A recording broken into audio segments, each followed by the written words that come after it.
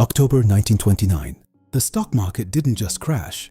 It collapsed inward, like a building swallowing itself. Within 3 years, over 9,000 banks had failed. 13 million Americans were unemployed. Families stood outside locked bank doors, holding withdrawal slips that were suddenly worthless. But here's the part most history classes never focus on. While millions of Americans were losing everything, certain wealthy and politically connected families managed to protect, and in some cases grow, their fortunes. Not because they could see the future, not because they were financial geniuses, but because they had access, relationships, networks that continued functioning even while the public banking system was collapsing. And if you were connected to the right institutions, if your family knew the right people, your money often moved differently from everyone else's. Your wealth didn't just survive the depression. Sometimes it multiplied. The story starts not in a vault. It starts in a filing cabinet. In 1933, a Sicilian-American lawyer named Ferdinand Pecora was handed a seemingly straightforward assignment: investigate Wall Street and uncover what caused the financial collapse. What he discovered shocked the country. Pecora subpoenaed records from major banks across the United States. Buried deep inside those records were patterns that stood out immediately. Certain accounts had remained liquid. Certain transactions continued, moving through the crisis even while ordinary depositors were locked out of their savings. Small regional banks in parts of the Midwest and South appeared to be routing money through interconnected financial relationships that insulated some clients from the worst effects of the crash. Those relationships revolved around something called correspondent banking. The correspondent banking system itself was not secret. Bankers knew about it. Regulators knew about it. Small-town banks depended on larger city banks for services like check clearing, reserves, liquidity support, and investment access. On paper, it was simply part of how American banking worked. But during the Depression, those relationships sometimes became something more important than convenience. They became protection. For ordinary Americans, banks became places of fear. You could wake up one morning and discover your life savings trapped behind locked doors.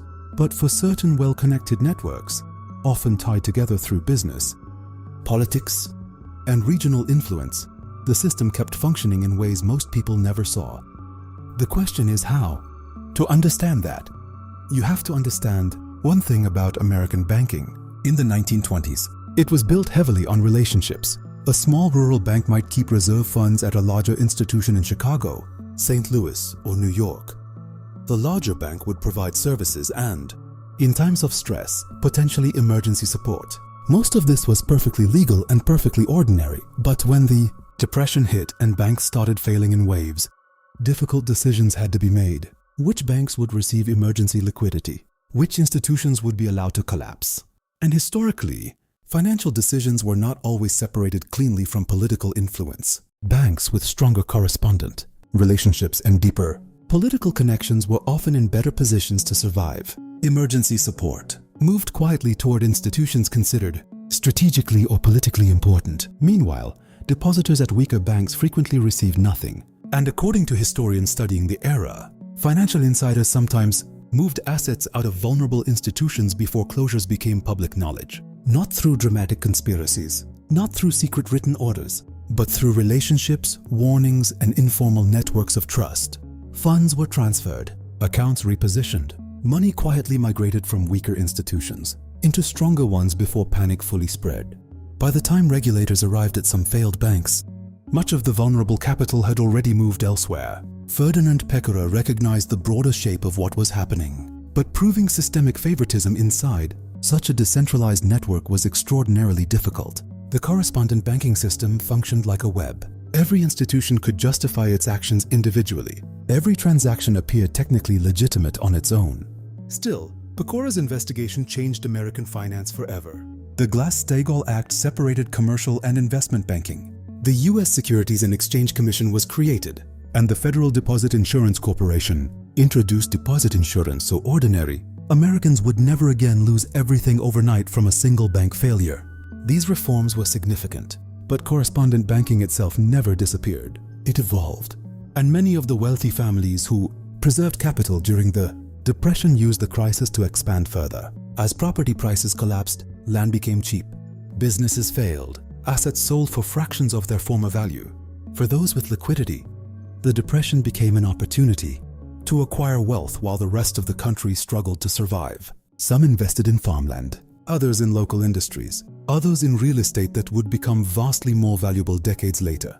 Most of these families never became nationally famous. They weren't the Rockefellers. They weren't the Morgans. They became something quieter. Regional dynasties, families whose names ended up on hospitals, banks, foundations, and courthouses in towns most Americans would never visit. And that quietness is part of why so few people remember them today. Here's the part that still matters. Correspondent banking never went away. In fact, it became one of the foundations of the modern global financial system. Today, correspondent banking allows money to move between countries that don't share the same banking infrastructure. It helps international payments travel across continents in seconds. But modern regulators have also repeatedly warned that these systems can be vulnerable to abuse. Organizations like the Financial Action Task Force estimate that hundreds of billions, potentially trillions, of dollars are laundered globally each year through complex international financial structures. The mechanisms changed, the scale changed, but one reality stayed remarkably consistent. Financial systems are rarely experienced equally by everyone inside them.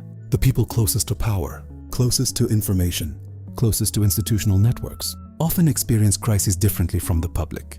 And in nearly every major financial collapse, from 1929 to 2008, there are always invisible layers most people never see until it's too late. Quiet networks, private relationships, doors that open more easily for some than others. The only question that changes is whose name is already inside the room. This video draws on documented historical events, financial history research, and public investigations. Some dramatized narration and composite. Illustrations are used for storytelling clarity.